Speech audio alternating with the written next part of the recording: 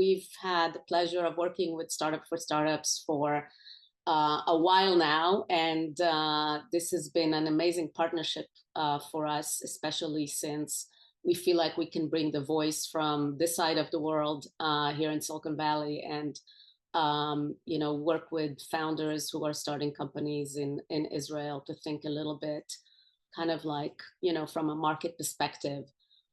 So briefly about UpWest, for those of you who don't know, we're a Silicon Valley based fund. We have an office in Tel Aviv. We've been investing cross-border since 2012, so 13 years, over 100 companies. We lead seed and pre-seed rounds in Israeli founders.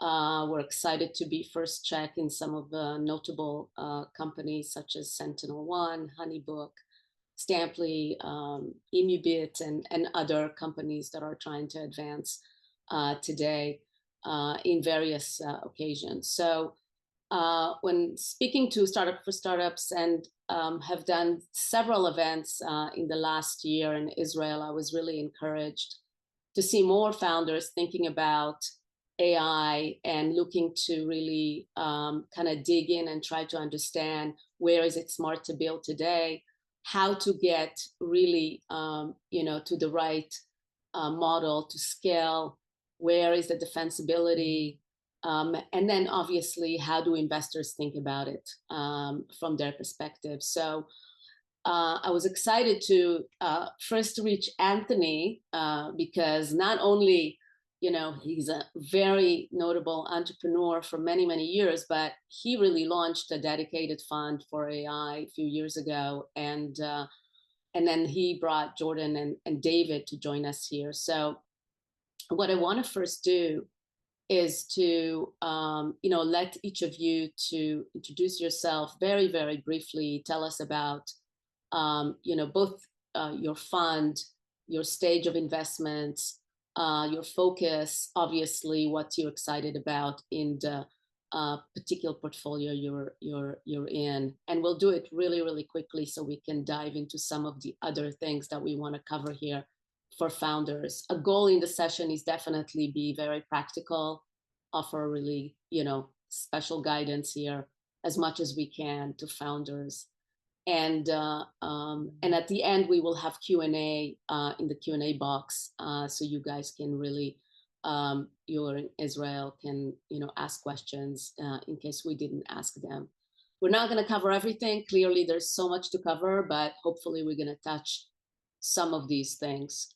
So Anthony, why don't we start with you, very briefly about AIX Fund, your investments, thesis on AI, a couple of companies that you're excited about. Oh, absolutely. And by the way, to add this point earlier, Jordan and I were speaking at the beginning. We would be very comfortable doing this in Hebrew, but we're worried that David's Hebrew is not good enough.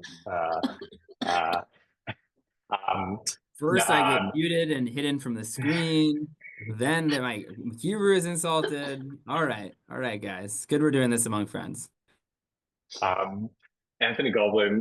My background, I was previously co-founder and CEO of a company called Kaggle, which is a large machine learning AI community. We sold to Google in 2017, and I started doing a lot of angel investing, and I think had a decent angel track record. And a friend of mine, Richard Socha, who was actually the first to apply neural networks to natural language, sort of brought up this idea of starting a venture fund together, and that's how AIX was born. So Richard really started it, and then he brought in sort of a few people who from the AI community, myself, having done Kaggle, sort of had a long-term view on AI machine learning, quite a lot of angel investing, as well as Chris Manning, who is the world's #1 director of the Stanford AI Lab, the world's #1 most cited natural language processing researcher. And then the fourth person Richard brought in is Peter Abeil, well known for robotics and diffusion models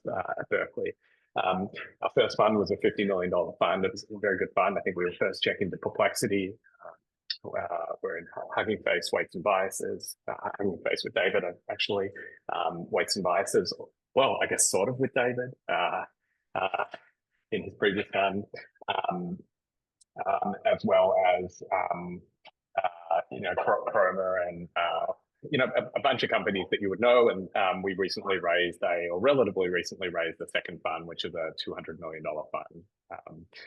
So it's a little bit about me and a little bit about AIX. We do look at horizontal opportunities. We don't so much touch infrastructure, but we're probably honestly most excited about vertical AI applications. That just seems to be an unbounded range of possibilities. Great. And you invest in early stage? Yeah, early. Pre-seed, seed, and maybe smaller Series A. Great. Jordan, let's go with you.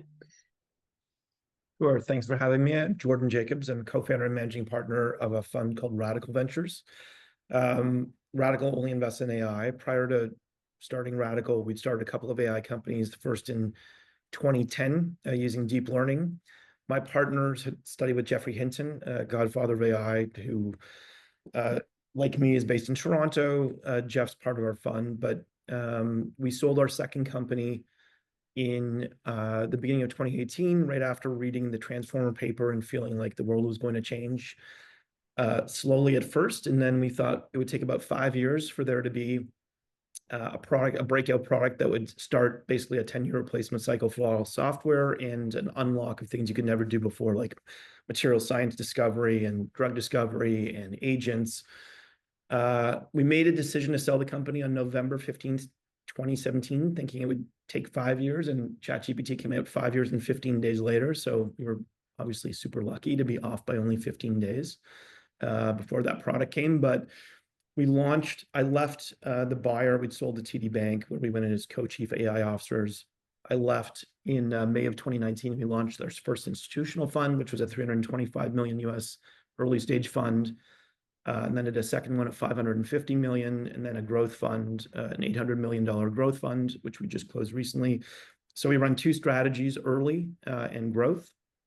Our next early fund will launch in the next couple of months at around the same size, maybe a little bit bigger than the current one. So we currently manage just under $2 billion of commitments, and offices in the Bay Area, Toronto, and London, which is led by Aaron Rosenberg, who ran strategy and operations at DeepMind and works a lot on the Israeli ecosystem as well. So that's us. Right. We focus kind of across the board on all things AI. So we've mostly software companies, but we've invested in AI chips. We've invested in drug discovery companies. So things that are a little bit more outside the kind of range of maybe some others. We've done hardware. We're in terms of specific companies. Cohere, we were the first money into the company and helped incubate it. World Labs, Fei Fidley's company, helped incubate and did the original investment in actually U.com, Richard Socher's company, and Covariant, Peter Beal's company. We invested in both. Lots of others, Reka, Datology, a wide range of companies, chip company, as I mentioned, called Untether. So kind of all over the place in terms of applications of AI. We're not industry specific or even technology specific. So we go up and down the stack as well. Great, thanks. And then David from SEQUOIA. Hey everybody, I'm David, one of the partners at SEQUOIA. I've been investing in AI for about 6 years, so shorter than both Anthony and Jordan, although I've had the pleasure to work closely with both of them and greatly enjoyed it. My background is more developer infrastructure and open source infrastructure. I worked on investments in companies like Snowflake, Databricks, Confluent, GitLab, so sort of a lot of the last generation of deep developer infrastructure companies.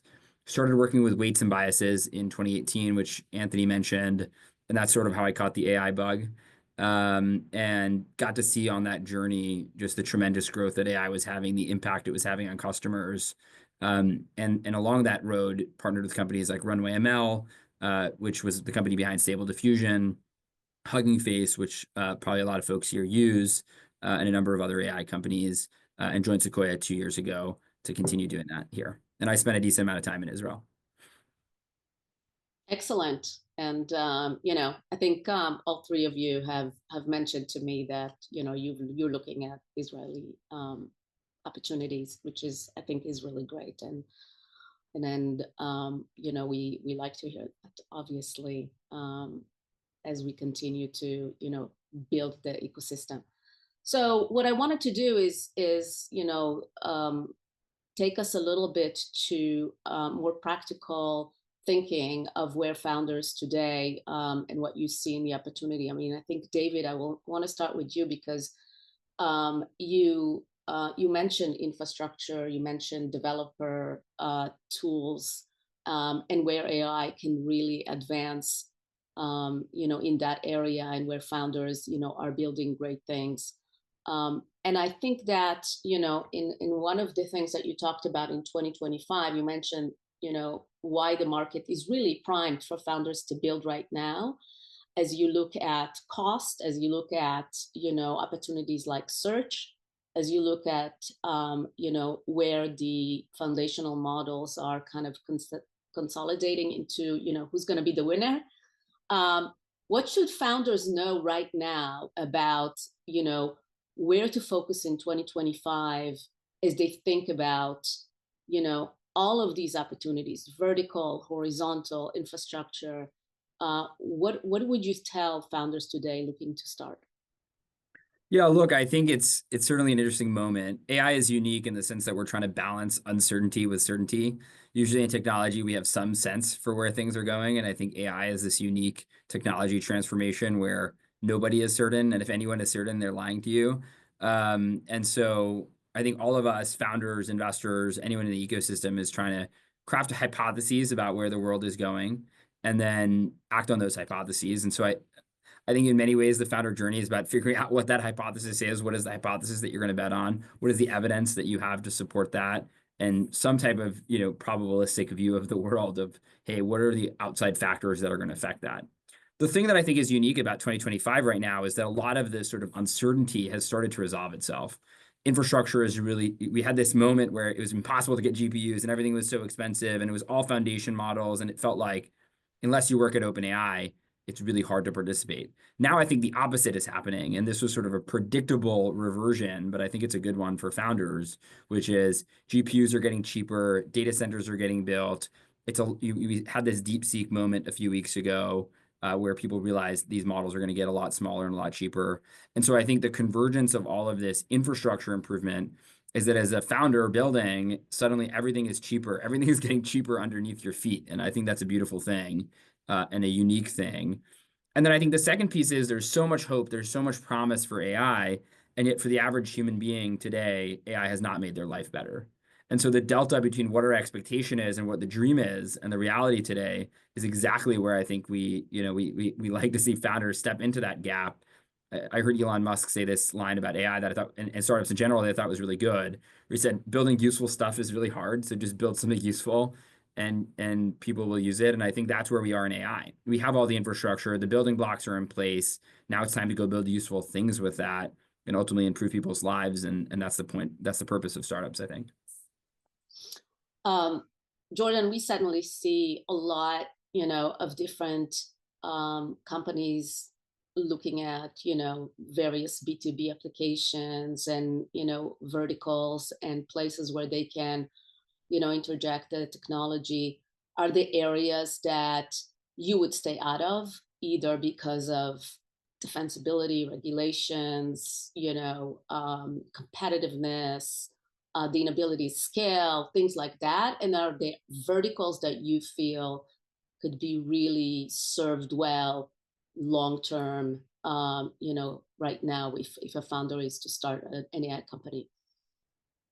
Yeah, so I think we think about it in a few different ways. One is just like where in the stack you're building. I think to David's point, a lot of the infrastructure, foundation models, that's where the investment was going for the last number of years, and a lot of those products have been built.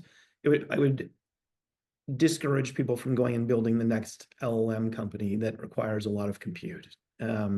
It's not to say that you can't build smaller models that are specific for certain things and build a very big business around it, but you know, I wouldn't want to go out and compete today with the companies that are raising billions of dollars. I'm not sure it's a great business model, and you're far behind. So there are still the occasional company that will do that, but it takes a very specific person and expertise to be able to do it effectively.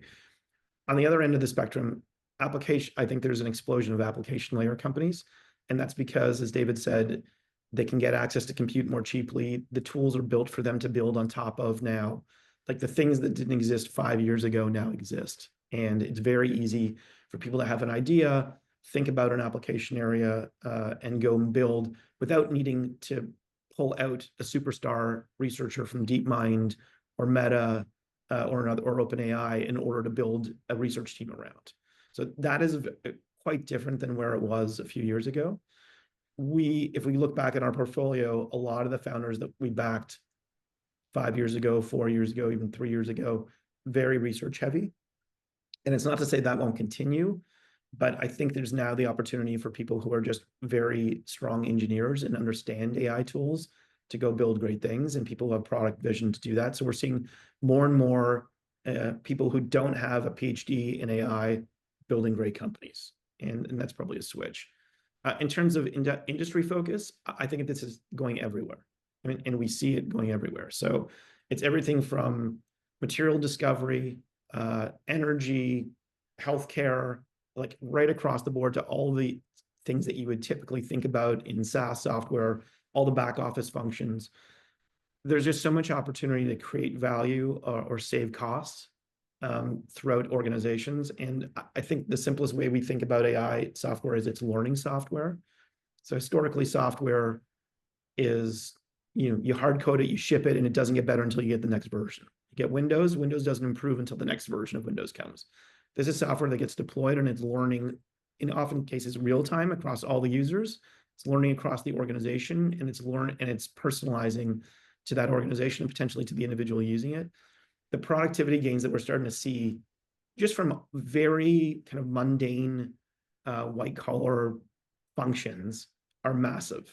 And that's translating now into really fast growth of companies, particularly the application layer. There was an article in the FT, I think 2 months ago, that said the average AI company is getting from 0 to 30 million in revenue in 11 months. In the past decade, it would take 60 months for a SaaS company to achieve that. So it's, almost 6 times as fast. So it's everywhere. I don't think there's, if someone's really excited about a kind of something that it feels like a boring space to be in, it's not a boring space. It's probably ripe for disruption or improvement, at least from AI.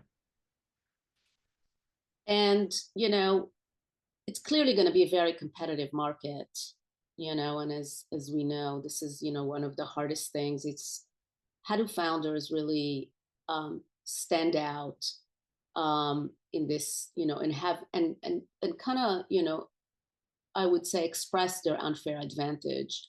Have you seen, you've seen plenty of pitches, and companies come to you with great solutions and great opportunities. What do you see that they're lacking in the way they present both who they are as a team, the solution, to really convince you that they have the unfair advantage to be, the next Cohere or, the big and Perplexity and, some of these, great companies that you guys backed? Anthony, do you want to take that? Sure. I look at, we're talking a bit about opportunities, horizontal opportunities, vertical opportunities. If you come to us with a horizontal opportunity, we really need some sign.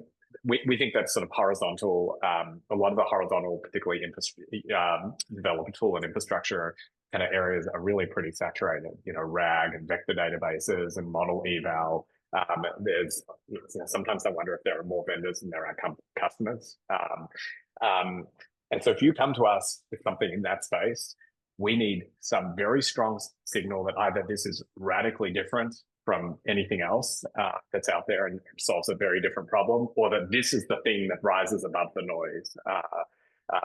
So it has to have insane developer adoption or insane commercial adoption or something for us to look at anything, sort of horizontal developer toolish. And I think Jordan was sort of saying this. I suspect that the die is probably mostly cast there, and there probably won't be too many new horizontal companies, founder today. That, you know, I could be wrong, but that's my sort of general sense on horizontal, you know, Gen AI developed tool companies. Then there are a bunch of verticals that are also very crowded: customer support, legal, coding co-pilots, and coding agents. And again, similar story there. If you come to us with something in that space, you'll either need a niche that is not really covered, but it's a large enough niche that it could be really big, or some reason to believe that you will be the one that rises above the noise. There are a bunch of categories. You can kind of look at, you know, a map of what humans do. This is sort of a cheat sheet for building an AI company today. You can start off and like look at what are some of the most popular professions, and what are sort of the AI. What sort of AI company could you build to address that profession? So one that I absolutely love, and we have actually an Israeli company that's running at this problem, is AI for data analytics. How many of the people in the world do data analytics? You know, that analyst title is absolutely massive, right? And for whatever reason, it's sort of an underdiscovered, or it's a vertical that not a lot of you know, entrepreneurs are running at. And so we have this great, you know, top yacht 8200 team, you know, outstanding entrepreneurs very, very early. And I would talk about it if I felt like they would want me to, but I think they don't want to yet. But it's, you know, running at that opportunity. We also have a company doing generative AI for, you know, architectural drawings and CAD designs. Again, like not yet a space that very strong team out of DeepMind, not yet a space that you know, has really received a lot of attention. And so we sort of like this, you know, for this first wave of AI, customer success and a few of these others are very saturated, but there's a whole lot of professions where, you know, large markets, big dollar amounts, where they're just not, you know, that aren't so crowded. And we typically are getting more excited about those at the moment. And then my suspicion is the next wave of AI sort of isn't just about doing things humans already do, but using AI, but, you know, sort of new, more creative possibilities emerging. And so we're also keeping an eye on, you know, eventually the AI for CAD and AI for data analytics will also be markets that are won. And we think the wave after that is probably going to be things that actually don't map that well to you know, items that humans do today. And that's, if anything, going to be the most exciting wave of all. So we're keeping our ear to the ground for opportunities that look a little like that. David, do you want to add anything here? And I think that what I want to hear specifically for founders, you know, who come to you and want to, you know, put their best foot forward in terms of their expertise, their knowledge. If it's a vertical solution, you know, what's important that they emphasize both in their background, you know, their strengths, their knowledge of the market. What do you want to see? And also, are there any early validations that really, you know, would convince you to move forward, to hear more? Yeah, I mean, to me, and I agree with a lot of what Anthony and Jordan said. To me, there's only two questions that I care about in business in general. The first is who cares? And the second is, do I believe you? And so I think the first question is probably the most important. Who cares? Like, why are we all spending time on this? Why are we going to spend the next 20 years of our life on this? Why are we going to get all of these people who are going to come join your company and work with you on this? And so, you know, Anthony's previous company, Kaggle, is a good example of people really cared. People still have on their resume that they were Kaggle grandmasters. People really care about that community. There was a passion, there was an energy to that company that I think was really special and that attracted participants, customers, competitors. It was a machine learning competition company, right? So I think that's a good example. Still exists, by the way. You're talking about it in past tense. That was your well, it was acquired by Google. It was acquired by Google. Still exists, but sold to Google. So look, I think the first question to me is who cares, and I think a lot of, if the goal is to start a company, that's not going to pass the who cares test, right? The goal has to be something much bigger than that. And related to that, I always think 5 years from now, every company goes through a trough of disillusionment. There's always a moment where nobody believes anymore.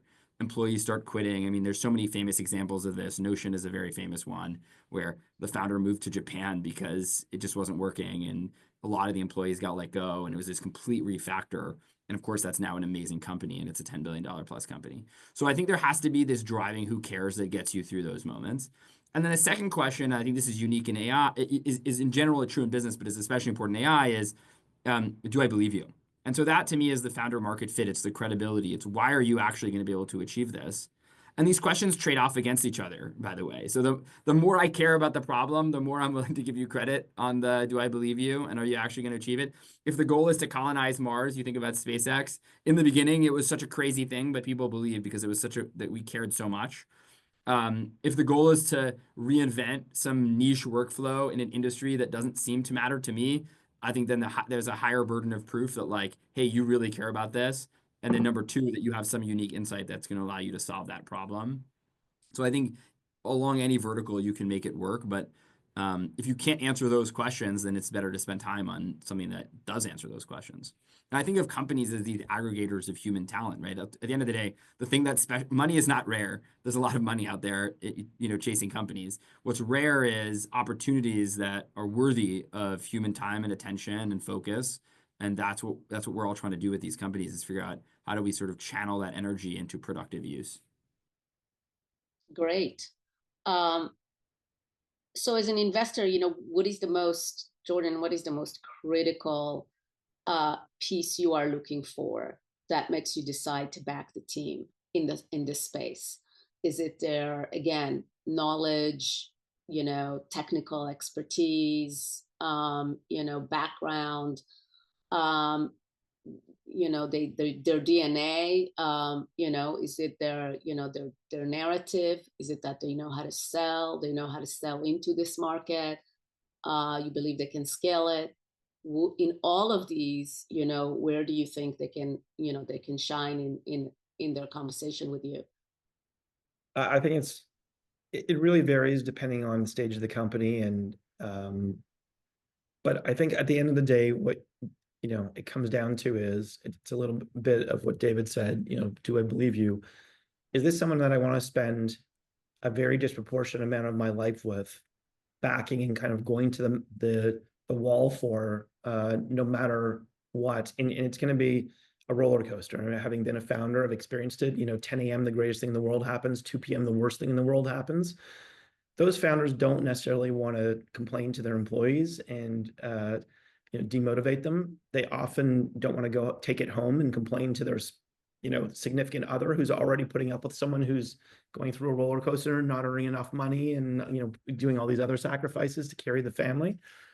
They often want to speak to and kind of sometimes just vent to the investor that they believe in, and so it's reciprocal.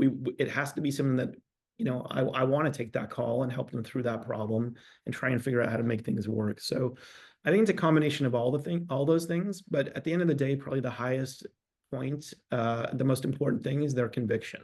And like they obviously have to have an idea that people care about and that we care about, but they have to have like really extraordinary conviction in why they've figured out how to do something that others haven't, or how to do it differently and how to do it big. And in a way that we believe them. So, just as a percentage, I mean, we've met with 9,000 AI companies in the last 5 years and invested in 60. So it's not a lot of throughput, but you start to be able to tell the people who really believe in what they're going after, and like it's their life's work. This is the mission that they just can't see themselves doing anything else at all. And you believe in that mission, and you believe that they're the ones to achieve it. So I think the conviction point is probably, they obviously have to be super smart. They have to understand the space. They have to have all the other elements you would expect. You have to believe that they have enough charisma that they can pull a team in who's going to, chase them to the ends of the earth in a space, by the way, in AI, where all of those people can make way more money at Google or OpenAI than at a startup.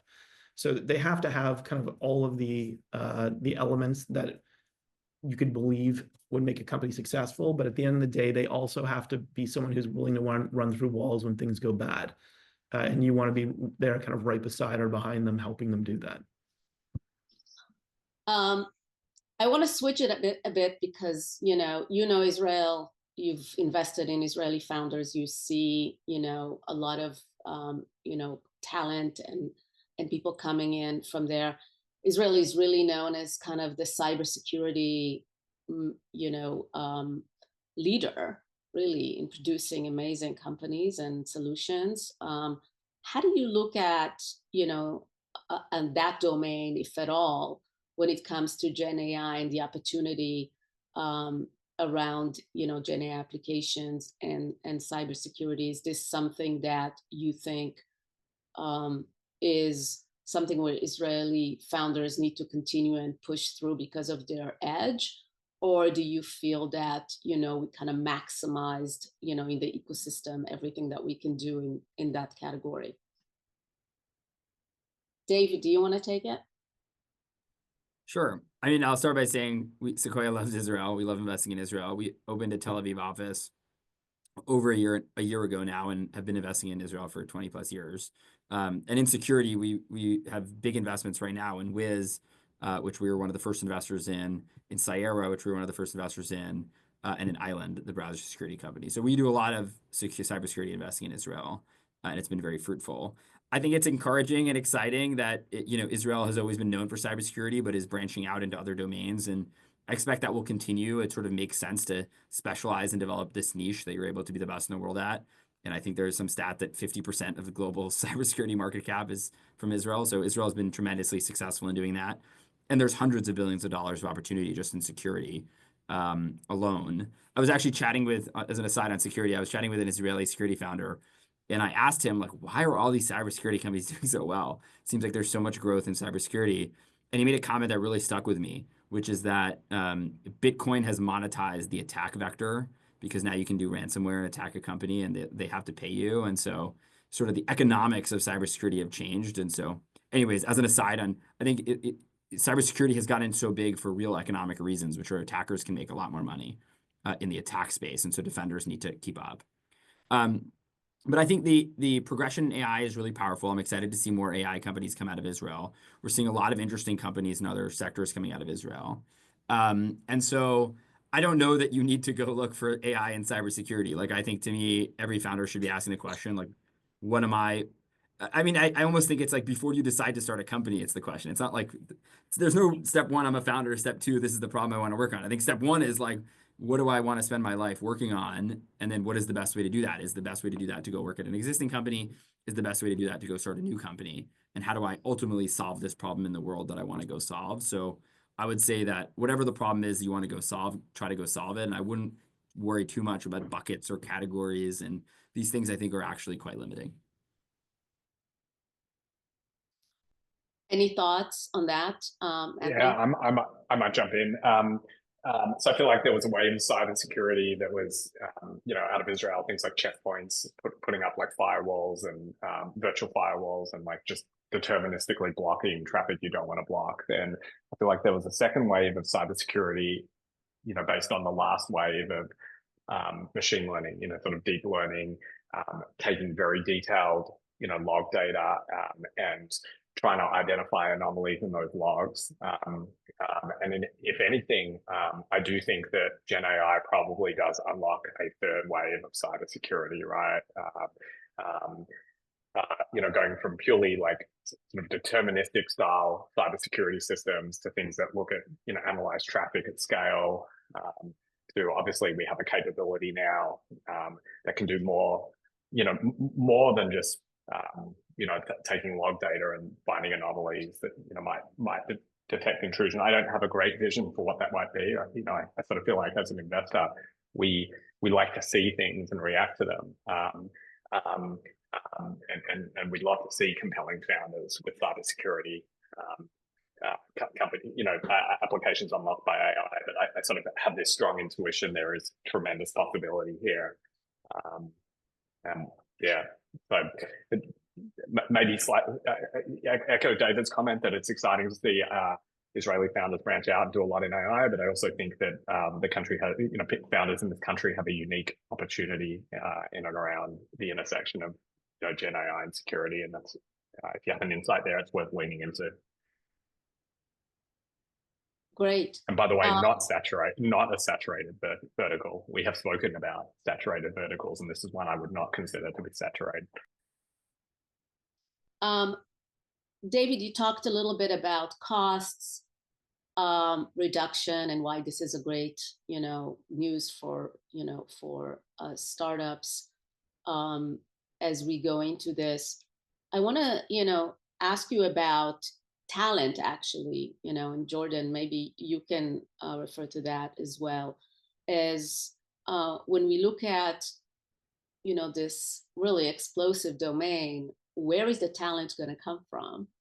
How do we ensure that really, there is going to be, continued innovation into this space, and where founders really should find their, AI engineers and technical talent?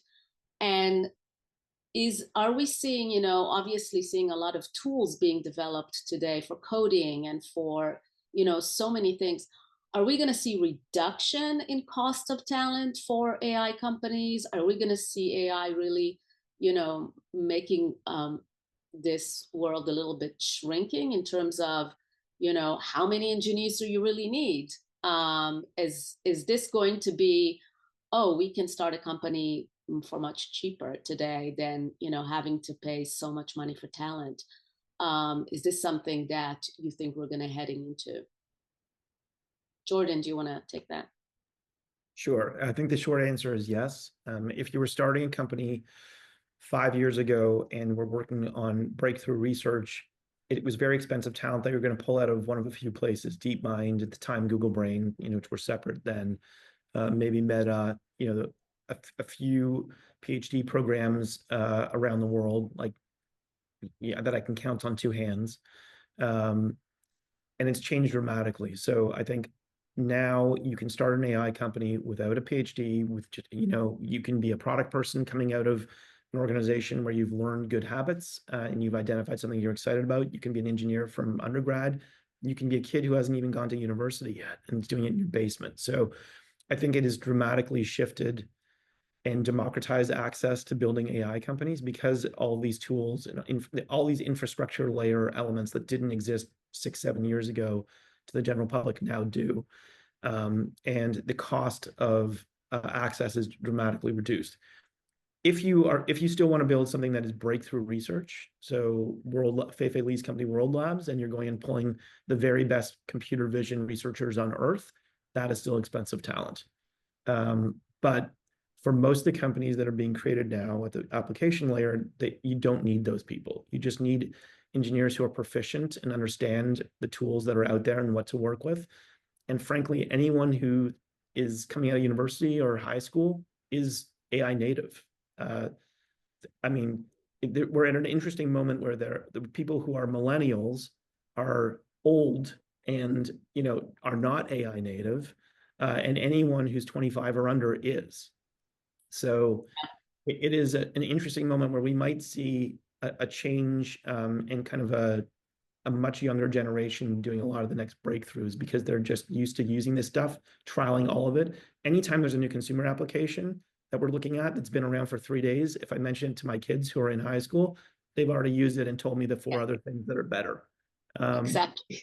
And that is just the case kind of across the board with anyone in that age group. So I do think it's much easier, it's much cheaper if you're not building something that's on the very edge of pushing state of the art. We're in a moment now where you can go build amazing big companies that grow very fast because you have an insight to an opportunity or a white space that you've seen. You're solving a problem you're excited about, and you can build a team quickly that doesn't require that level of expense. I wonder if you guys. I was going to tag on just briefly on the talent question. Oh, do you want to move on to something else? No, go ahead. No. Yeah, I was going to tag on to the talent question, because I feel like this is the third wave of data science, AI, machine learning that I've seen. The first one was the advent of gradient boosting machines, and at the beginning, and random forest, and at the beginning, people were using all these techniques like self-organizing maps and linear regression and so on and so forth. And it became clear that this was the dominant profession, and everyone wanted a data scientist who was good with gradient boosting machines. Where are all these data scientists? Well, 2 years later, people come to places like Kaggle and they learn those techniques.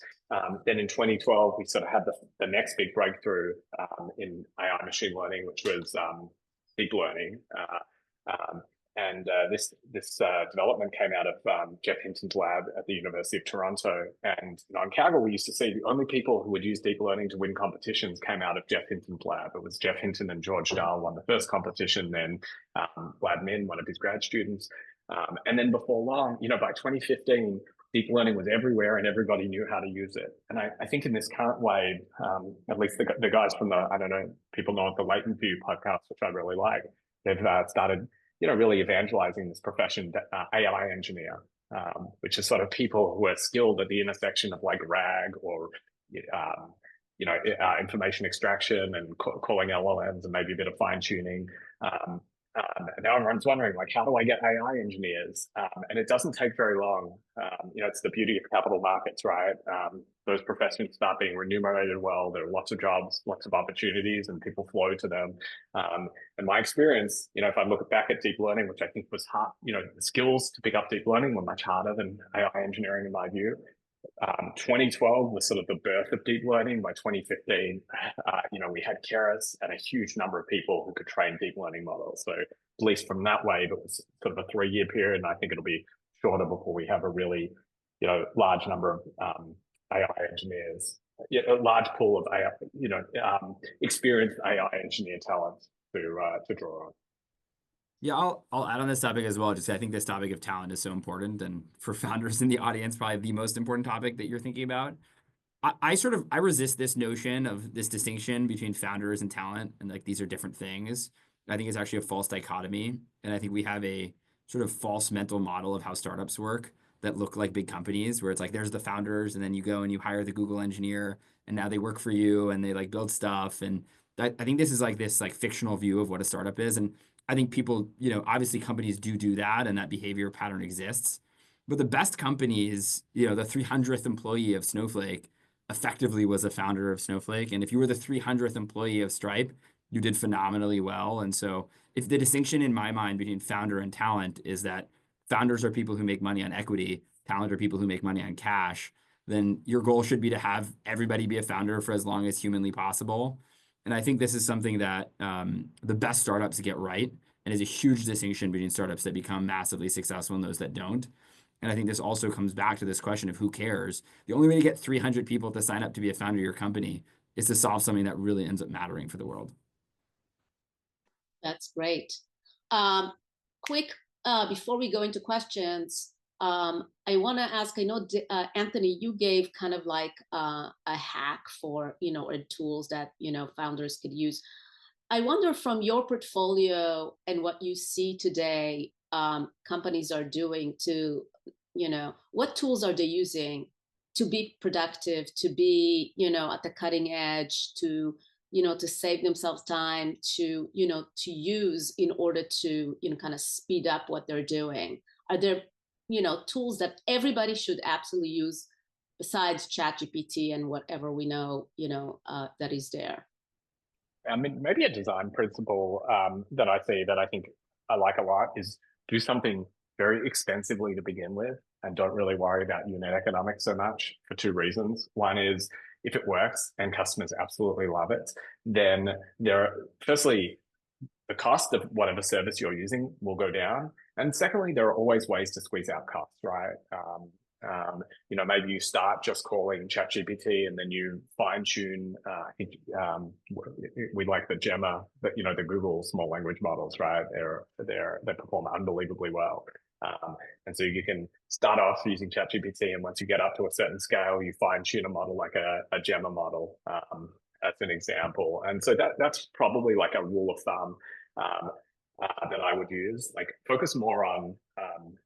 David actually said it earlier. It's very hard to build something people love. Build something people love to begin with. Don't worry about the unit economics. If you get to the point where people love the thing you've built, then you can go back and optimize later. It's sexy and fun to fine-tune models. Everyone wants to do it. Don't do it until you really have to. Cool. I want to move into the Q&A. I think we have about 10 minutes left. And people sent me here some questions for you. Should we aim to build AI that aim to replace human tasks, or should we build AI as a service to make decisions more accurate for those tasks? Who wants to take this? Yeah, Jordan. I think we're on the verge of a very interesting moment where agents are about to be rolled out that do both of these things. They're able to do some of the tasks that particularly knowledge workers do, but they're also able to reason and help you make decisions that are better decisions. So I think it's a combination of the two. For anyone who hasn't used an agent yet, it is going to be a pretty profound shift in the way that the work gets done by virtually every knowledge worker in the world over the next 5 years. My prediction is in 2 years, virtually every knowledge worker is using an agent of some kind, and in 5 years, they're completely ubiquitous in our lives, both in consumer applications. You'll be using one from Google or Apple or someone else, and you'll be using it at work. And I think the quality of these things and the improvement is going to astound people. So I don't think it's one or the other. It's probably both. That doesn't mean you have to build an agent that does both of these things. I think there's opportunity to do either one of them, as long as you can build something that, as David says, is useful and people want. And you should be thinking of it from the perspective of, if you're selling into enterprise, for example, the business unit leader who's making a decision based on, is this making me money or is this saving me money? Don't think about selling into the CTO who's got an experimental budget for AI. That's not kind of your ultimate destination. It really is, who is making a business decision? How is it saving them money or making them money in their business? Now, there's a lot of other things you can do that are not as obvious as that in drug discovery, in other areas. But if you're thinking about like a SaaS, like a product, that's how I'd think about it.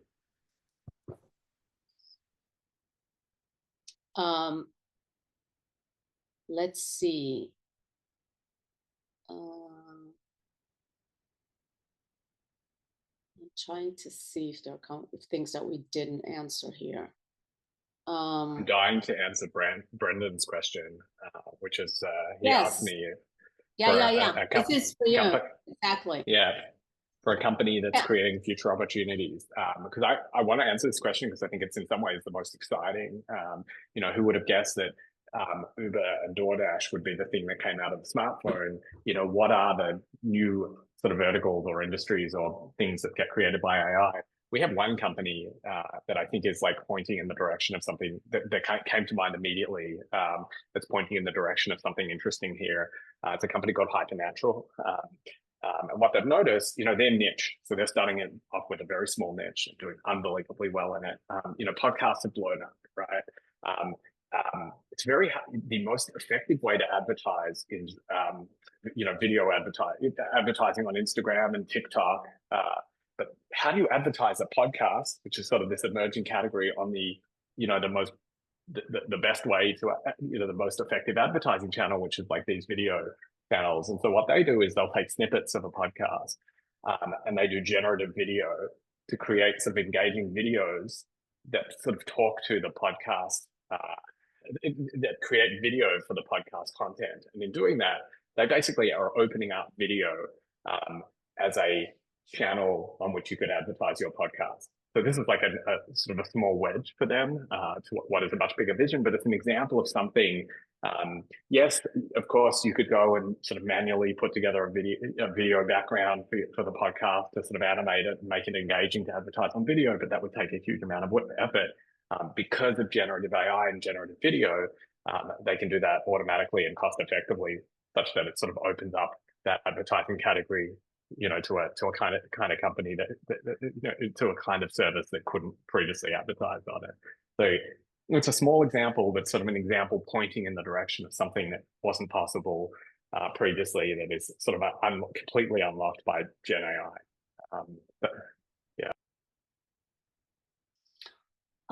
Great. I don't know if we have more time to answer more questions. Let's see what. I have 5 more minutes, so I think we can try and do. Hi guys, yeah, I was here the whole time. Question or two more. As foundational AI models continue to advance rapidly, how do you evaluate the relative importance of a startup's deep domain expertise in its specific vertical and its founder's AI? I think we answered that. I think we talked about it, but I don't know if you guys want to add to it.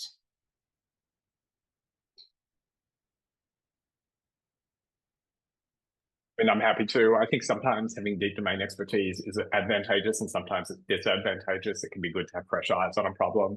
And one of the challenges we have as investors is figuring out the cases where you want to invest in a founder that has deep domain expertise, who's bringing those deep domain expertise plus AI into an industry, versus cases where actually, having fresh eyes ends up being useful. I suspect, by the way, cybersecurity is probably in the former. It's a very deep,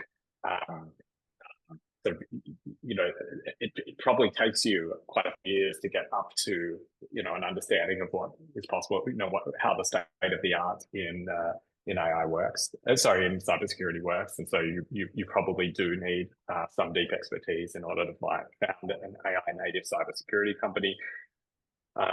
If you're starting an AI SDR company, maybe not so much, right? Approaching the problem with fresh eyes maybe is beneficial. So I think there are cases, yes, when deep expertise are needed, and cases where actually a fresh set of eyes on the industry might be good.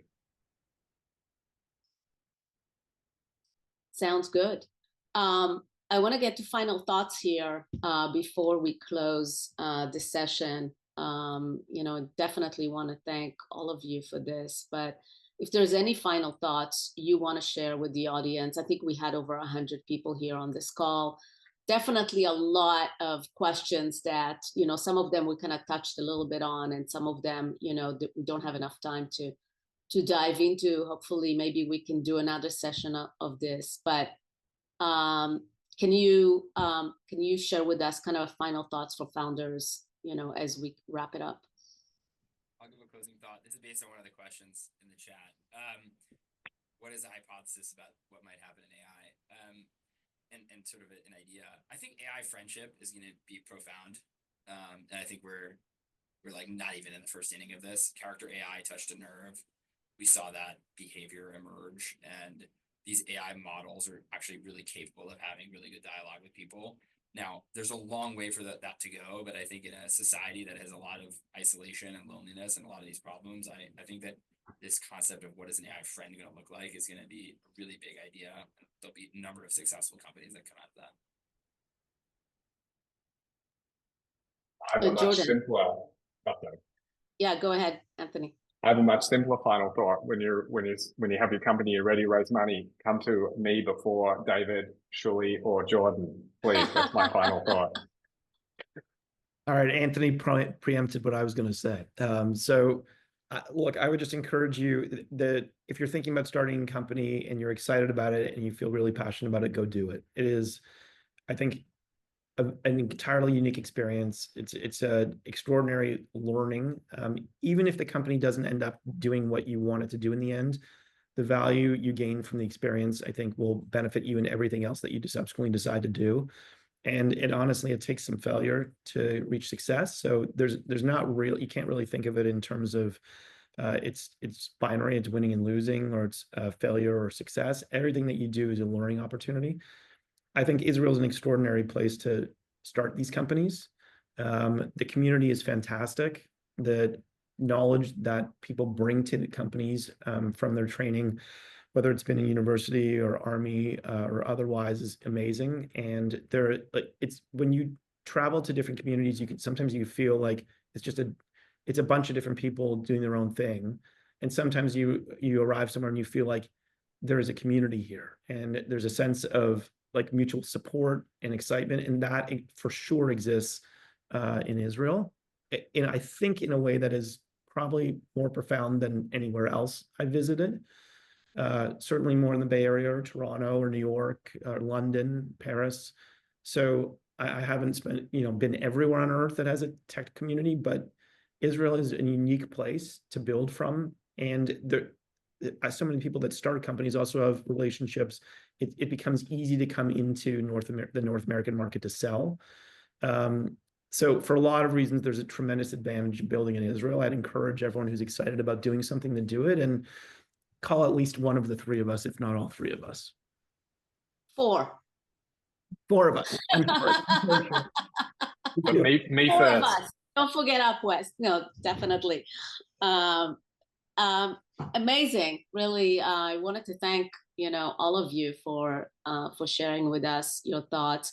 This is probably the most efficient way we could do it, but, hopefully next time we'll do it in person in Tel Aviv.